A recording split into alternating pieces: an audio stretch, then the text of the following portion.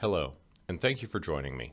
In this video, we'll be reviewing the asset purchase order approval process. We'll start off by setting up the approval system in the system configuration. To access system configuration, we just need to go to the admin drop-down in the main navigation ribbon and select System Configuration as a user with administrative privileges.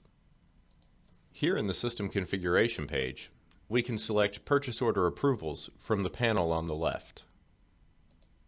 The approval system can be set up to use a two-approval process, but for this example, we'll only be using one. Our first step is to enable Approval 1. We can choose to send an email to the user who created the purchase order, letting them know that it's pending. We will then select the person who will be the approver. We can choose the creator's manager if that information is set up in the user's person file.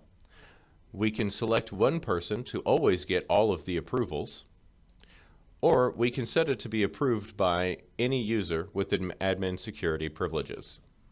We can choose to send a notification to both the creator and the approver if the purchase order is not approved. And our last option down here will send an email to the creator or approver when the purchase order is approved. Now, repeat this step for the approval 2 if you're setting up a two-stage approval process. And in the end, make sure and hit the Save button to save your settings. Alright, now I'm going to log out of my admin account and then back in as a full user to make a new purchase order. Okay, so now that we're logged back in as a full user, let's use the navigation ribbon to get to the purchase orders. And from here, we'll press the Add New button. Okay, so I've gone ahead and created a new purchase order here, and now that it's all filled out, when we press the Save and then the Submit buttons, that will send out the emails based on our setup. Okay, so now that we have it saved and submitted, I'm just going to reopen it here real quick to show you what you'll see. Now this will indicate that the initial submission has been completed and that it is now pending progress or approval from the sales engineer who we have set up as the approver. Now here's a sample of the email that the approver will receive, notifying them that there is a purchase order which is ready for their approval. When the approver logs onto the system and goes into the purchase orders, this is what they'll see: a list of open purchase orders, which they can then filter down to just the ones that need their approval. So here's the purchase order form as the approver will see it. And up here you have the buttons for both approve and reject.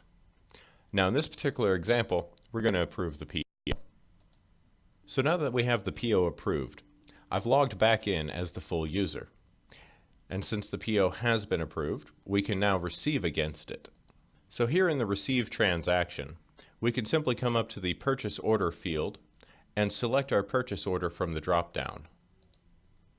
And at this point, we can go through and verify that each of the items did arrive and remove the line items in case there were incorrect quantities that came into the system, and then process to receive those items in. And that's going to do it for this video. Thank you all very much for joining me, and I hope you join me in future videos.